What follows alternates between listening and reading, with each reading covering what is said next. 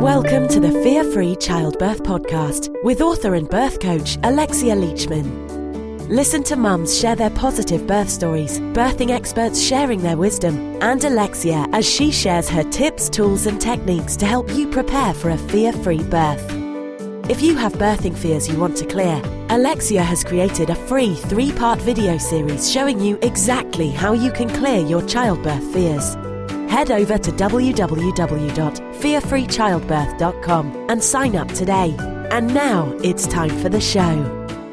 Well, hello and welcome back to the Fear-Free Childbirth Podcast. Here we are in Season 2. How are you doing? Well, I'm so pleased to be back and I've got a cracking episode to kick off Season 2 for you today. Today I'm going to be talking to Toni Harman. Now, Toni is the filmmaker behind the film Microbirth and the film DOULA, and she's also the author behind the book Microbiome, which explores the main theme behind the film, which is microbirth. So she is a real birth ninja, specialist, whatever you want to call it. She knows so much about birth, and she's been working with filming some of the birthing greats that you know well, such as Ina May and Sheila Kitzinger and all that good stuff. So she is a real treasure trove in terms of somebody to chat to all about birth today.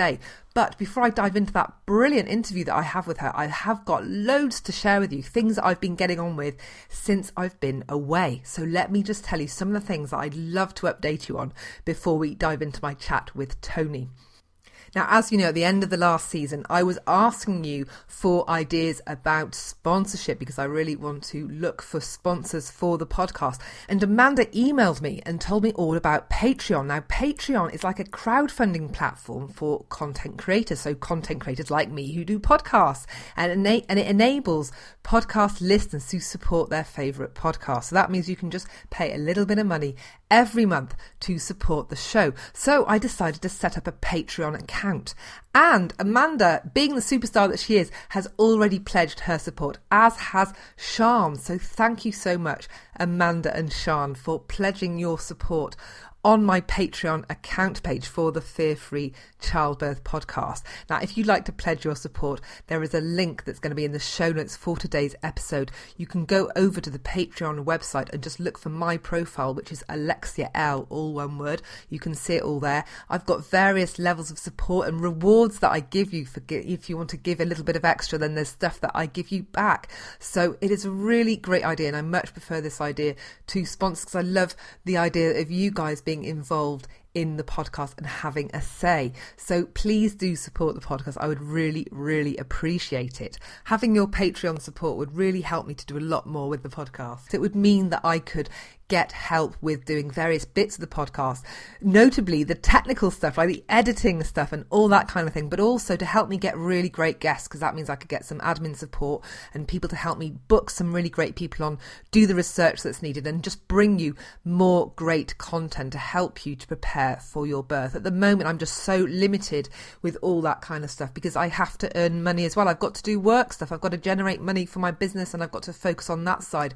So I'm just not able to give all the time I'd really like to the podcast. So I have to find out, I've got to balance things up. I've got 2 mouths to feed. So this is going to help me to ensure that the podcast can keep going and I can give it and make it, keep it as good as it is for you and keep giving you stuff that you're going to want to listen to. So it would really mean a lot to me. But that's not to say that I don't want sponsors. I am still looking for sponsors as well. So if you're interested in sponsoring the podcast, then do get in touch with me here at the show at alexia@fearfreechildbirth.com. Okay, so that is one of the exciting things that I've got done since I've been away. Now, the other thing is I've launched my online program to help you to prepare for a fear-free birth. It's the Fearless Birthing Academy, and you can find out all about that at the Fearless Birthing Academy website, which is fearlessbirthing.academy. And also I have a link for you in the podcast show notes today. Now, the other thing that I really want to share with you as well is I've set up a private Facebook group for listeners of the podcast. And this means that you can dive in with questions and ask me stuff, ask each other stuff, and just generally share some really great stuff to help you to stay away from all that fear-mongering, scary stuff stuff that you might see elsewhere on the internet, because when you're pregnant, the internet could be pretty horrid when it comes to making you fearful about your birth. So I want to create a little safe place for you on Facebook where you can come and get the support that you need and have a vent if you need to, and get some well-balanced research, good blog posts, that kind of thing. We've got some brilliant birth experts already in the group, so if you need to ask questions and you want to speak to a doula, you want to ask a question to a breastfeeding counsellor or whatever it is, we've got people in there that can answer your questions. So if you want to have access to the Facebook group, then just sign up to be part of the Fear-Free Childbirth community at the Fear-Free Childbirth website, and you'll get your invite into the group, and it's as easy as that. So come and join us. And we're also going to be holding a special chat with Toni, the director that I'm talking to, in a little while in the Facebook group as well. So if you just get your details, sign up, and then you can join in and ask Toni questions as well. So it's all really, really great. It's just going to be a brilliant way for you to communicate, get support from other mamas that are exactly in the same position as you. I don't know why I didn't do this before, to be honest. I really don't know why. What was I thinking? And finally, I've got a hello before I kick off. I'm going to say hello to Aubrey. She is a fan of the podcast, and she is due any day. So I hope the little one is still snug and tight inside and that is going to make a safe appearance earthside. Aubrey, I wish you all the best with your birth. Okay, so are you ready? Now I'm going to hand over to the time that I spoke to Toni Harman, who's the author and filmmaker behind Microbiome and the film Microbirth. I hope you enjoy it. Well, hello, Toni, and welcome to the Fear-Free Childbirth podcast. Oh, hello. Thanks for having me. It's really nice to talk birth. It is, isn't it? Now, before we started recording, we have just been chin-wagging, ranting, going on and on about birth. We've had to just stop all that, haven't we, and start the podcast recording, because we could have carried on all day, couldn't we? I think it's really nice when you connect with somebody, and just a lot of the things that we've been through in our kind of journey as filmmakers, you've been through in doing what you've been doing. So it's just really nice, and different areas of our lives are kind of connecting. It's good. So I originally got in touch with you, Toni, because somebody in one of the lovely Facebook groups I was on told me to check out your film, Microbirth. And so I thought, hey, wouldn't it be great to get you on the podcast? Because I'm sure there's so much stuff in that documentary that I think pregnant mamas need to be aware of. And then you came back straight away and said, yes, I was so excited. So thank you so much for agreeing to come on the podcast. I'd love it. You know what? I just love, just awareness is spreading around the world. And we started making Microbirth probably 3.5 years ago, and we started just doing the research and starting talking to scientists and sort of seeing about this thing about the microbiome. Do your listeners know about the microbiome? Well, no. So before we dive into that, I mean, microbirth, maybe it might be worth just telling them a little bit about what microbirth is all about and what microbiome is, so that they know what you're talking about. Okay, so if I get a bit sciencey, just rein me back in again. Yeah, that's okay. So we as human beings are actually, we have a bacterial ecosystem within our body. And that bacterial ecosystem consists of bacteria, archaea, viruses, all these like trillions of microorganisms that live inside our body. And that's how it is every day of our life. Right? We as human have trillions of human cells, and we have trillions of microbes. The ecosystem of microbes is your microbiome, and it's hot news at the moment. You're seeing it around every day, and your baby's microbiome is seeded. The main seeding event for your baby's microbiome happens during the birth process. So when you have a natural birth, the bacteria in the mother's birth canal gets transferred to the baby in the birth process when you have a vaginal birth. So, imagine you've got the baby grows up in a near sterile environment. There might be some exposure during pregnancy, and that's, there's some research that there may be bacterial colonies present in the placenta and in the womb, but the main seeding event happens in this birth process. So trillions of bacteria go into the baby's mouth, ears, eyes, get squished into its skin, and those trillions of microbes start colonizing, start building and multiplying, and that seeds the baby's microbiome, and that sets the conditions for health for later life.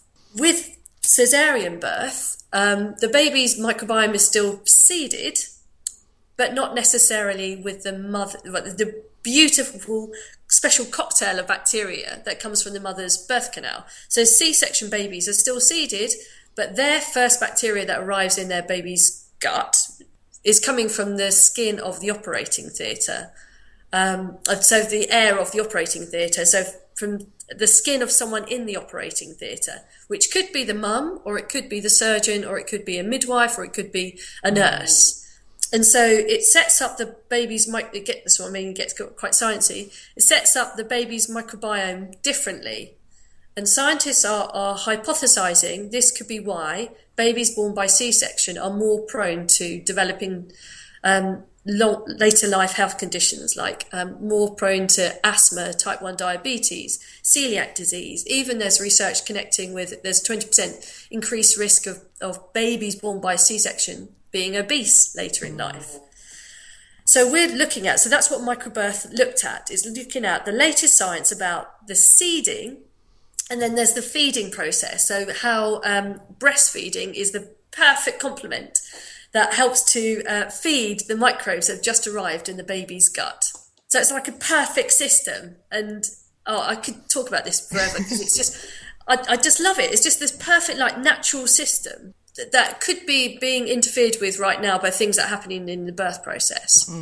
So basically, when I've studied in a previous life, I worked with digestive products and understanding the gut system. And really, your gut, the bacteria balance in your gut is, when you have problems with your gut bacteria, that's where a lot of health problems do come from. And a lot of people that are stressed, for example, that'll just disrupt the gut. And that's where a lot of issues do come about health-wise. So, by identifying the fact that the gut bacteria, or the bacteria, almost like the blueprint for that health for the child, starts at that moment in birth, just makes you realise how important that birth moment is, and how we really do need to strive for that natural birth as much as possible, don't we? Because of the disruption that can happen if there's anything else that happens during birth. C-section is amazing. It's life-saving, and when it's needed, absolutely brilliant, because many babies are alive today that wouldn't have been alive if we hadn't had C-section. However, the latest science is indicating that the best way to seed and feed a baby's microbiome from birth is through natural birth where possible, through immediate skin-to-skin and breastfeeding. And for some mothers, that might not be possible, and great. I mean, there's things you can do afterwards. I mean, there's a swab seeding technique for which is just being researched right now for C-section babies, and there's other things you can do kind of after the baby's born to help restore the baby's microbiome. But you're right, you're absolutely right. The latest research is indicating there's a really strong connection between it's the gut-brain axis. So what happens in your gut? The microbes in your gut are connected to what happens in your brain. So scientists are starting to link conditions like moods and stress, anxiety, even depression to what happens in your gut. There's also some research which links conditions like Parkinson's and MS and maybe Alzheimer's with what's called dysbiosis. So where your gut bacteria is unbalanced.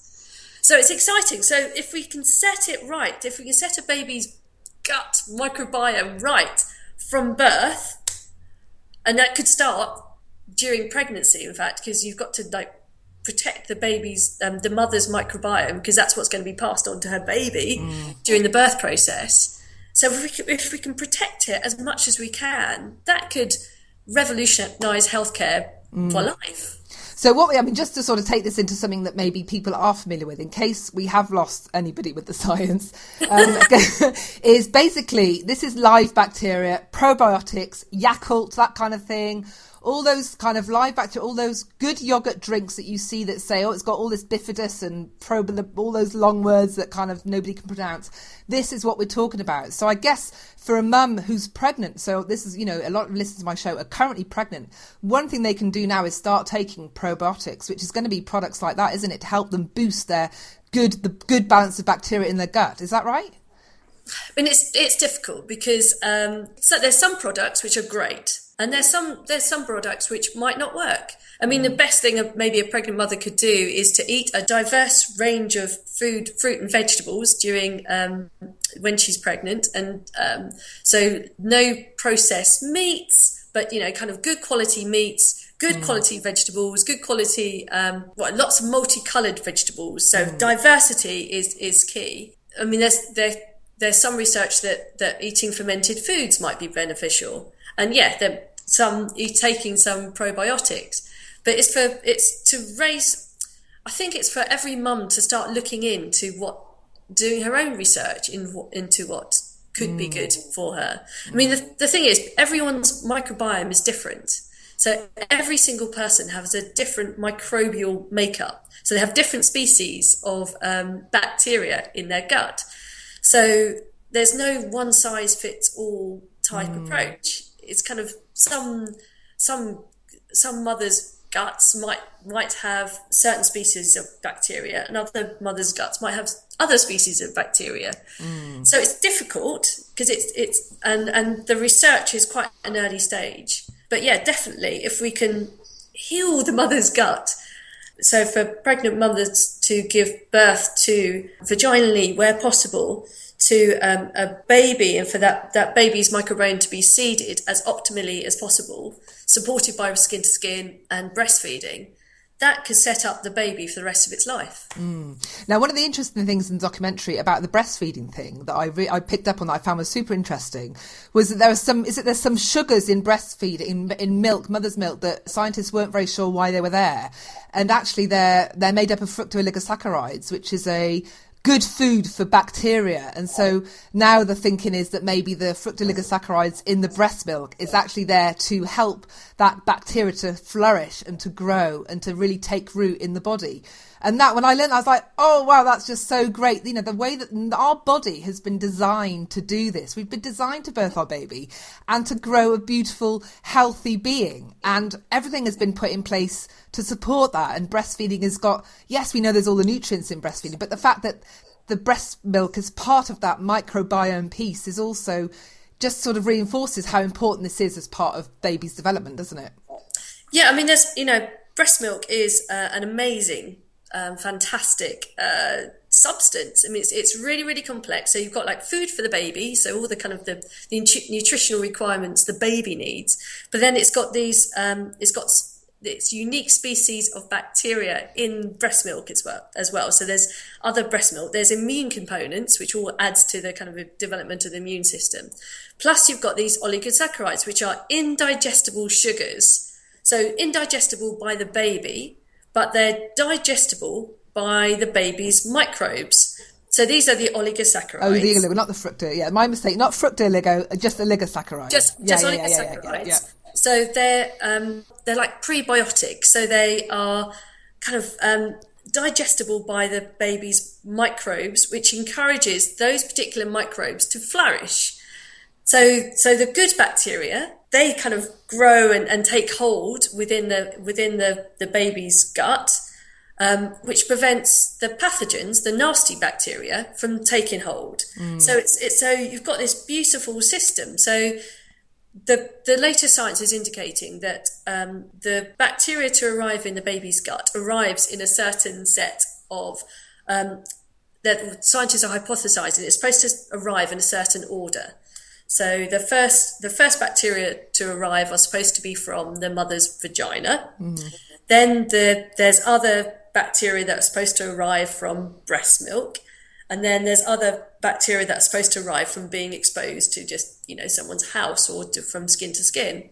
So this order, this is what scientists are hypothesizing, that this order, if you can support a mother to have that bacteria delivered to her baby in that certain order, that helps train the immune system, and which the consequences will last for life. So it helps gives the baby the strongest possible immune system. So it's just a beautiful system. I mean, for mothers that can't breastfeed for whatever reason, I mean, I'm sure the formula milk companies are doing whatever they can to replicate this.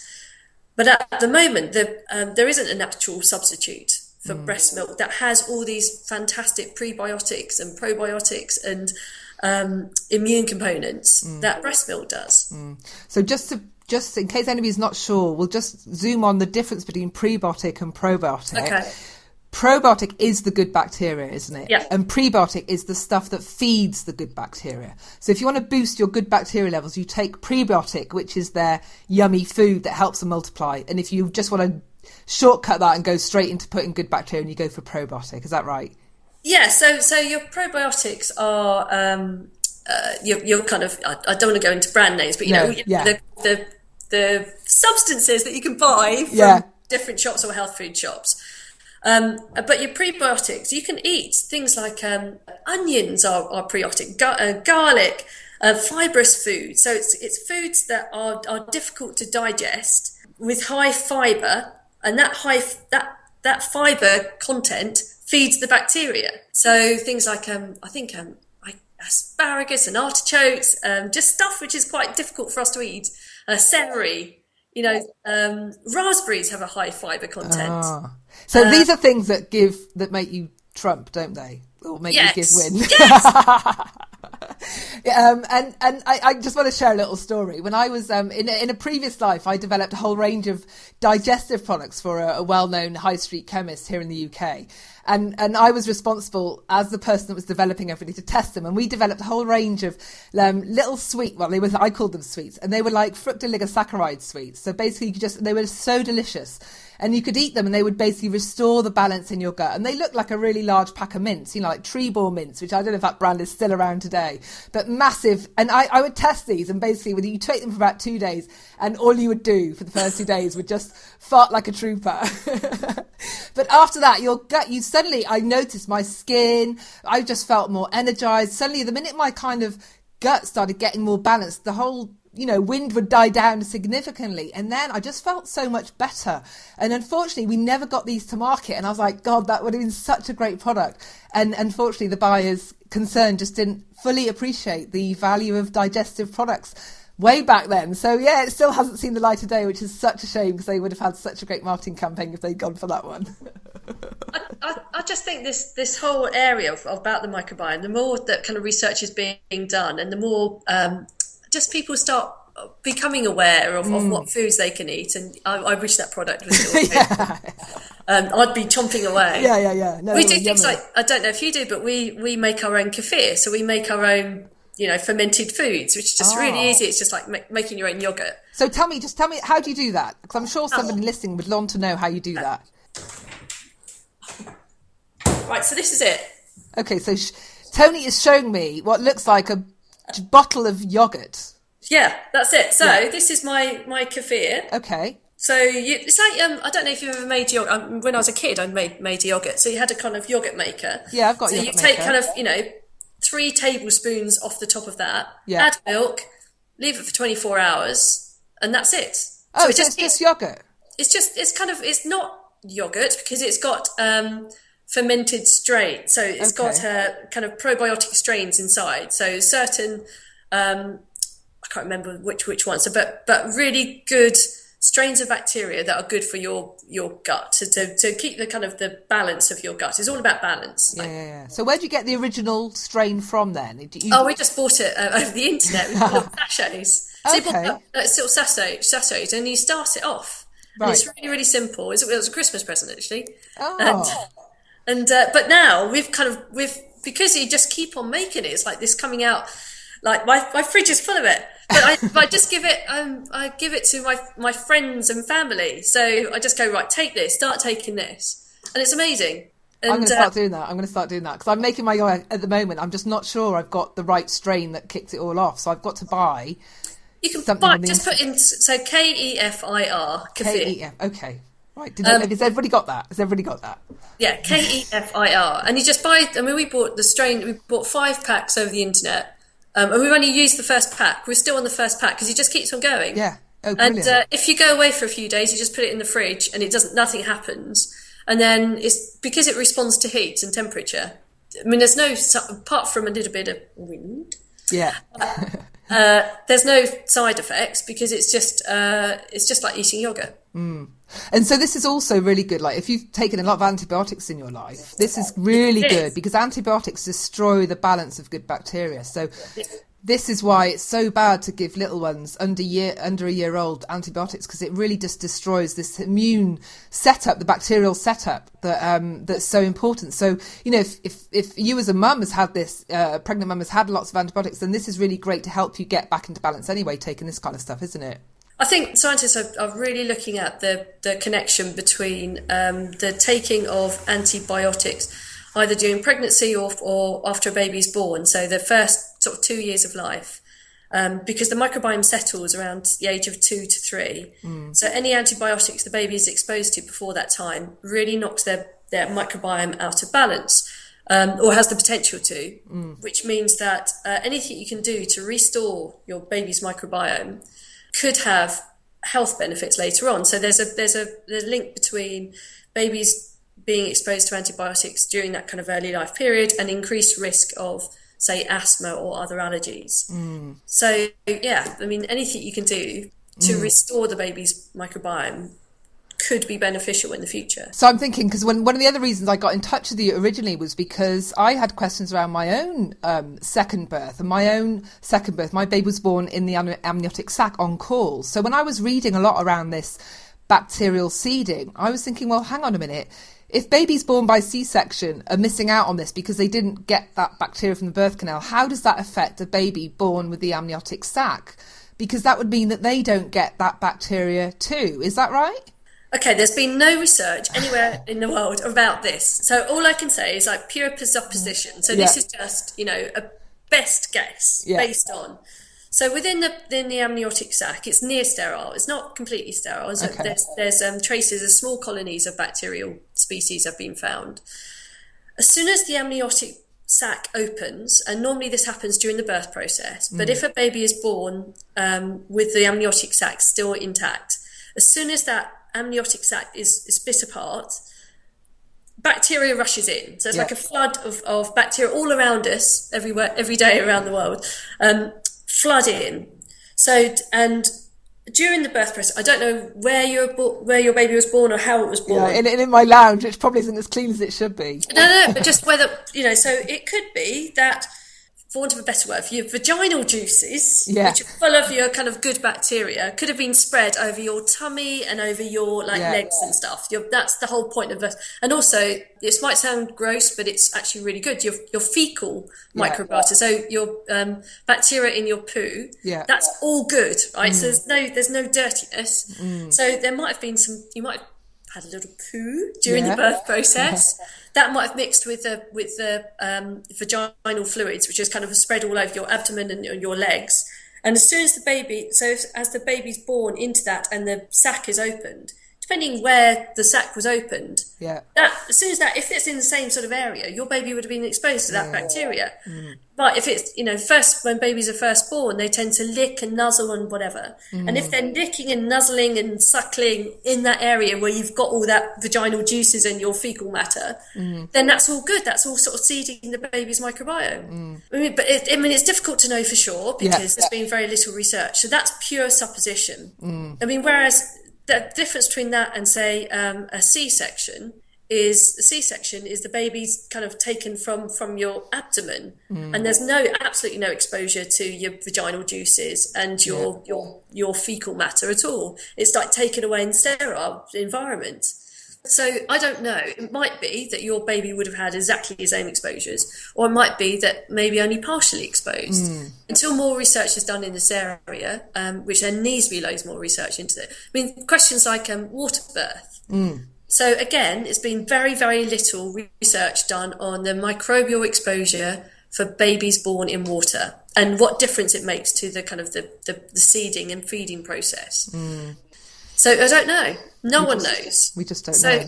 So within the next, 5-10 years, when researchers start looking into this, then we'll have more answers. I mean, water birth is amazing. It's fantastic benefits for a mother. I mean, it's all in terms of pain relief, in terms of comfort, in terms of getting a mother off her back and into a more more active position, which helps the birth process. But then the baby going through the vagina, the birth canal, will picking up a lot of stuff through the birth canal anyway, won't they? Yeah, in those situations. exactly. Yeah. So then we go back to the importance of skin to skin and then breastfeeding. So really, there's sort of several. Like you mentioned, there's the whole bacteria where the mum is pregnant, and there's the vaginal birth, and then there's skin to skin, and then there's breastfeeding. So there's and then there's resisting antibiotics in their first years or topping up. So there's kind of several frontiers, I guess, in the whole battle for good bacteria for babies, aren't there? Yeah, and you're absolutely right. So it's there's lots there's lots more research that needs to be done, but the earliest indications are that yes, a mother actively can do things to help her baby's microbiome for the baby's lifelong health. So, like you say, kind of doing whatever they can for a pregnant mother during pregnancy to protect their microbiome. During the birth process, so vaginal birth where possible, skin to skin, breastfeeding. Within those first 2-3 years, things like antibacterial products. Antibacterial products. And they're meant to be really bad. Triclosan has got really bad stuff in it, apparently. I'm going to get rid of all antibacterial products out of my house once I've read the research on that. It's awful. But there are undoubtedly, there's pathogens. Things like E. coli or something, you wouldn't touch a raw chicken then touch a baby. Yeah. There's obviously, there has to be some sort of level. So not all bacteria are good bacteria. There's a very, the vast majority are beneficial or at least harmless to humans. But there are certain bacteria that can be harmful to humans. So it's kind of having a balance, like everything. It's like having a balance in your gut, having balance in your life. The research has indicated that,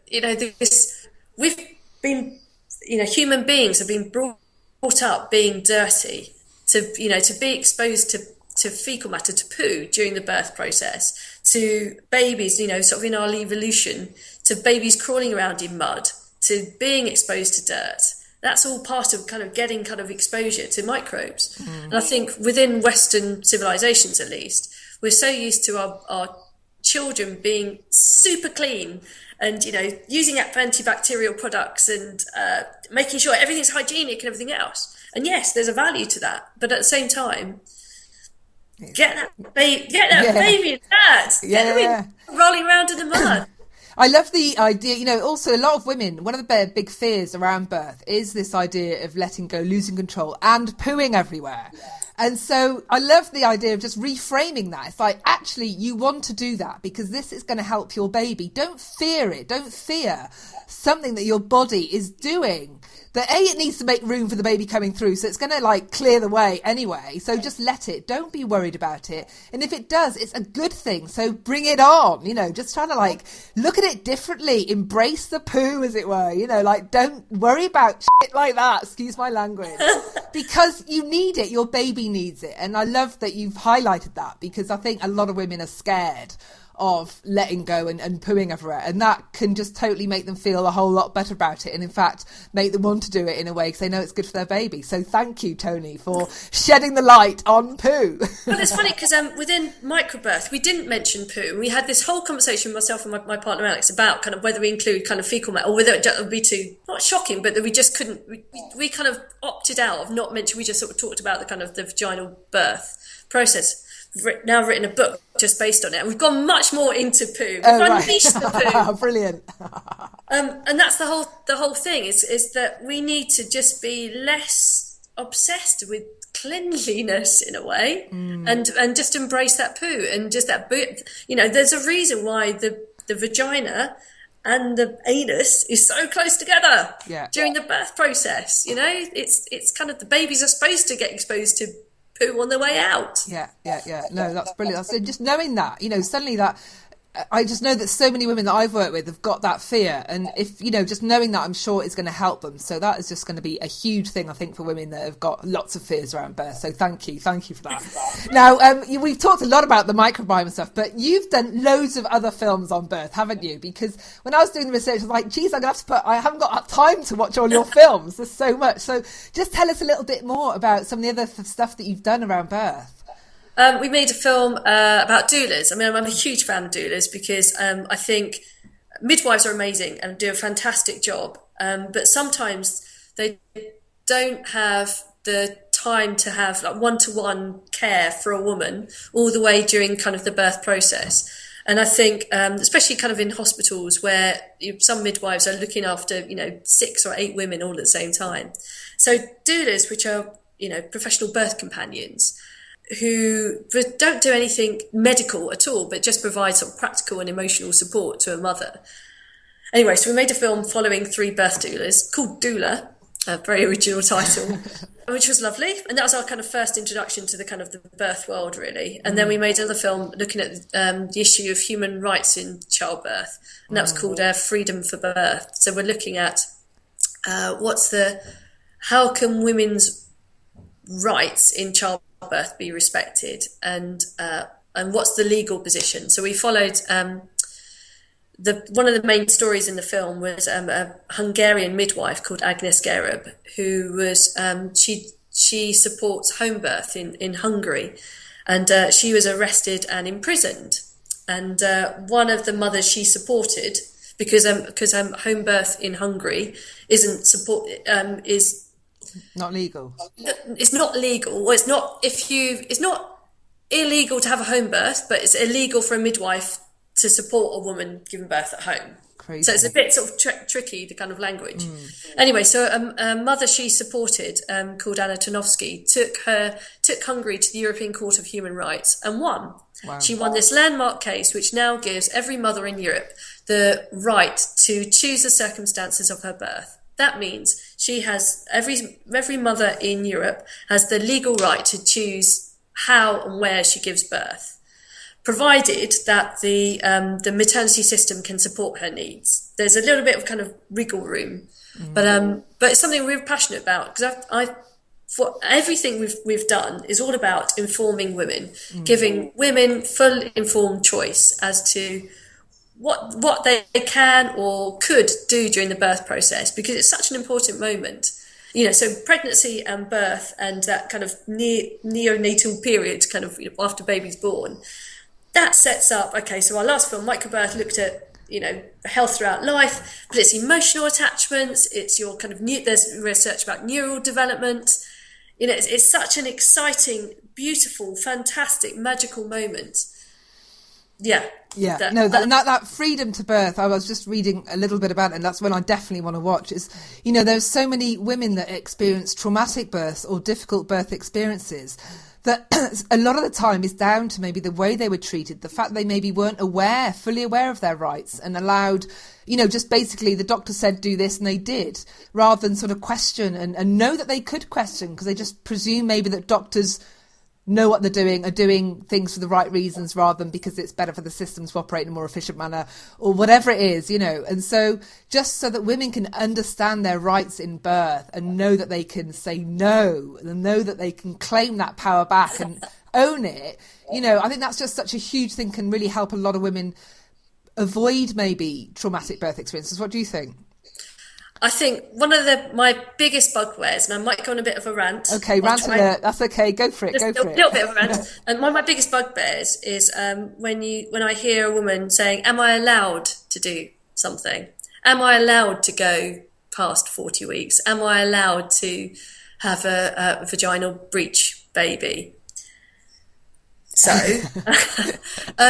it's your body, your baby. Absolutely. You've got every right to full informed choice. That means you've got a right to being given all the information that's available right now on all the different topics. And it's up to the medical providers, whether that's your midwife or a doctor, to explain your choices and to give you choice. It's not a case of you being allowed or not allowed. It's like you have the right to make your own decisions, to say no, or to ask if there's another way. If a woman if she's under pressure to be induced, say, she could say to her healthcare provider, what are the other options? What else can be done? What natural ways can I try? Same for, sort of some women do want to give birth on their back. That's again their choice. But actually, I was shocked recently that the number of women giving birth in stirrups in hospitals has gone up. No. Has gone up. No. So within the UK, the number of women given, I think it's at 22% of women give birth in hospitals in stirrups. 22%? I think it's 22%. So the latest goodness. The latest research, which was published, I think it came out in December. Check me on that, because I'm, but I mean, that's shocking. That is shocking. That's not for the experience of the woman. I mean, sure, there must be a percentage where it's necessary and absolutely great, but the fact it's gone up. So women are laying on their backs to give birth, which is against the whole kind of biology. Yes, that makes me so. I did a whole blog post on the whole giving birth on the back thing, and I was amazed. Like the reasons, like the only reason that you get put on your back in the hospital is so the doctors can better carry out the tests and the examinations to potentially prevent the things that they're trying to help you with. But actually, they're more likely to encourage those things from happening. I think it closes the pelvic opening by about 20 to 30%. It restricts blood vessels. It means baby's got to work uphill, so you're going against gravity. It's more likely to be painful. It's going to mean that labour's longer. I mean, my goodness, when you look at it like that, you think it shouldn't be done ever. And yet, why do we see birth on the back happen so much within a hospital environment? It seems to me like, and I might be going on a rant now, but there's so much evidence that we know that what supports a great birth, what can support a really positive birth for mum and baby, and yet a lot of that is just completely thrown out the window in a medical birthing environment. And that kind of infuriates me, because we know better. Some of this research came out in the 30s and the 40s about what's great for birth, and why isn't this happening in hospitals today? It kind of really, really annoys me. But anyway, hopefully this podcast will go some way to educate women about this, so they can stand up for their rights and really claim the birth that they want and get the birth that means it's going to be positive for them and their baby. Because as you and I both know, we're really passionate about the whole birth moment and how it can impact much broader. This isn't just the birth. This is about bonding between mum and baby, isn't it? This is about the whole family life, the health of that baby throughout their adult life, what diseases they may or may not get. And we don't want to make mum feel guilty here. I mean, that's the last thing you want to do, is make mum think, oh my goodness, I've got all this hanging over my head. But, having a baby is a big responsibility. We've got to kind of take that on board and own it, and kind of, be proud that we've got this potential to create such an amazing life for somebody, and not to mess it up, really, It doesn't have to be confrontational. It doesn't have to be, sort of a mother saying, I demand that I'm not put on my back. But it's just kind of empowering women to say, is there another, what else can I try? And not necessarily be just told, be in that position where you're told what to do. I mean, sometimes it's an emergency situation, absolutely. But other times it's for the ease of other people, not necessarily for the betterment of the mother and the baby. Absolutely. And, and I think it's kind of educating women, but not in a kind of patronising way, but it's just to say, okay, this is what the research is showing. This is what you can try during your pregnancy and birth. And come on, let's do this. Yeah. I mean, the interesting thing about research is that, we're now kind of fighting for research to show, for example, for people that do watch Microbirth, we'll see that, there's a lot of people calling for money to be allocated to research so that we understand the microbiome situation much better, so we can impact, make a difference within the birth situation. But what we haven't ever done really is show that done the scientific research that's led to how medicalised birth is happening today. So we're kind of backtracking a bit, aren't we? We're sort of doing the science to revert back to a more natural way of doing, like how nature's always done it, rather than doing the evidence, searching for the evidence before instilling this medical approach to birth. That evidence is sort of quite light on the ground, isn't it, really? It feels a little bit wrong that we're having to backtrack in this way. I think, there's some, like I was sort of saying before, there's some innovations which are fantastic. So cesareans, when it's necessary, all the interventions have their place, whether that's synthetic oxytocin or induction or C-section, or breaking of waters, they all have their place. And there are certain situations where they are needed, and that's great. And research indicators, yes, that there's needed.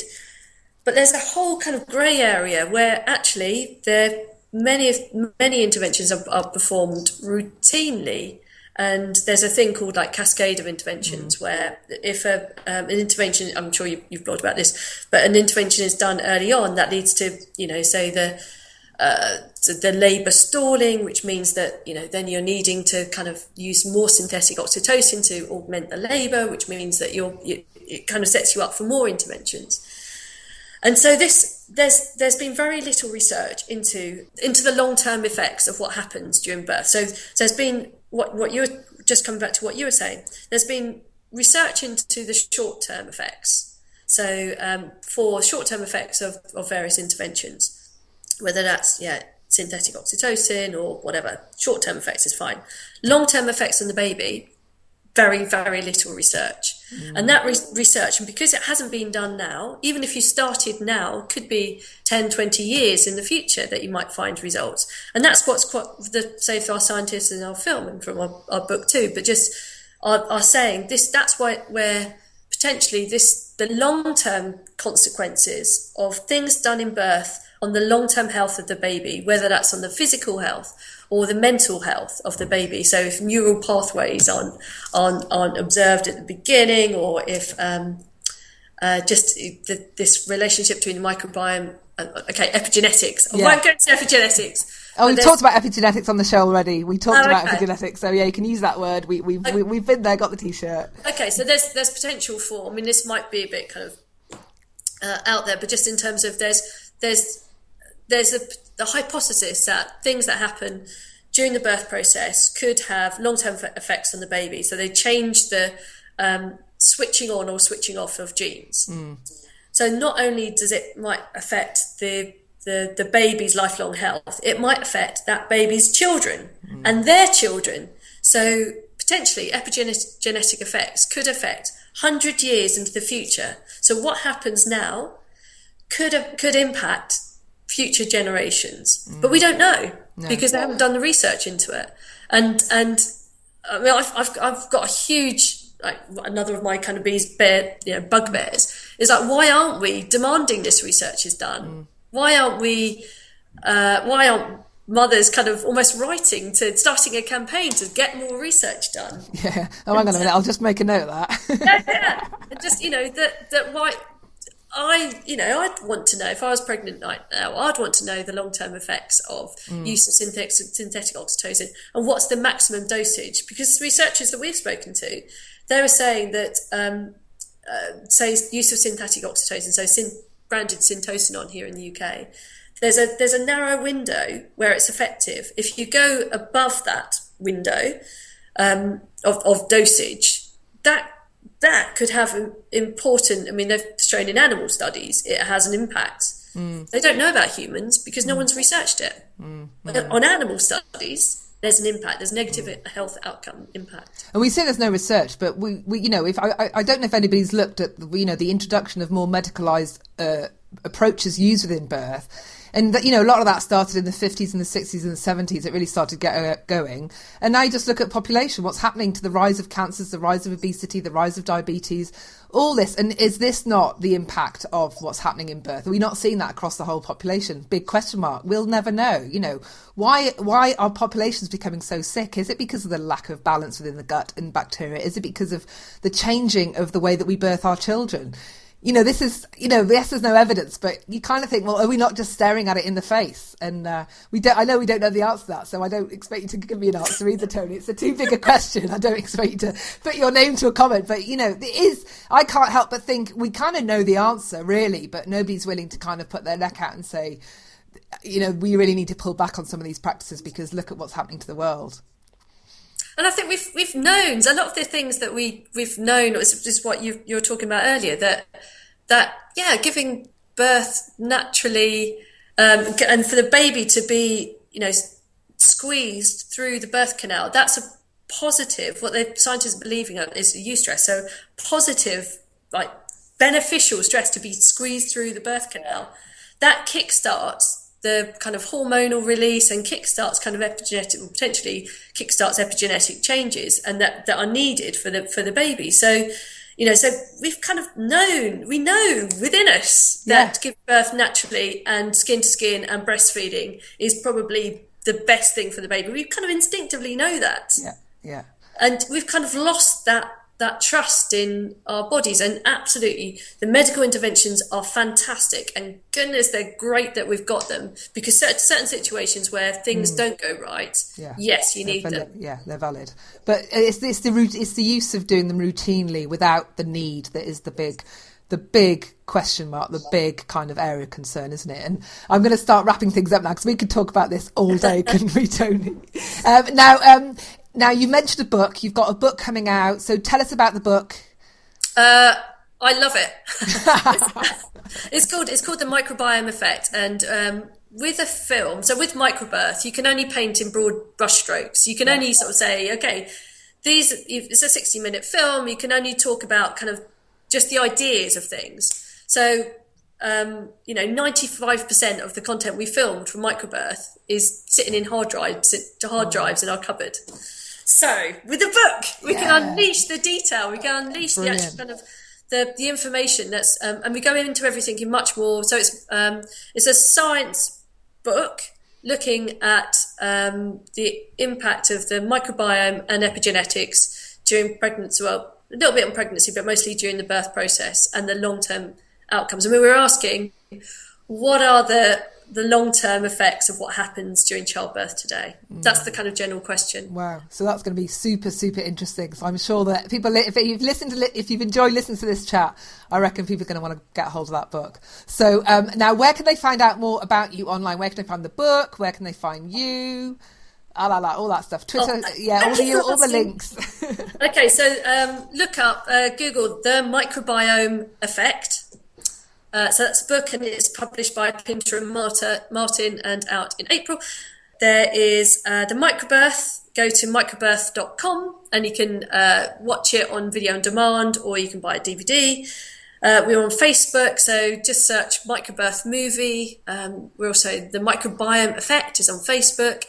We started a kind of an organisation, called One World Birth. So that's like our umbrella name for everything we do around birth. So we're on Facebook, we're on Twitter. Okay. So just if you're interested in this stuff, just send me a message and which is what I did. That's what I did, and here we are having a chat. So just email it. Just kind of, it works. It works because I think it's all in. I kind of want to give everybody this knowledge and them to tell their friends, and then to tell their friends, so that I've got this thing. So change happens at the top, or change happens at the bottom. So change happens at the top with the policy makers and the hospital managers and politicians making changes and deciding how we should live our life.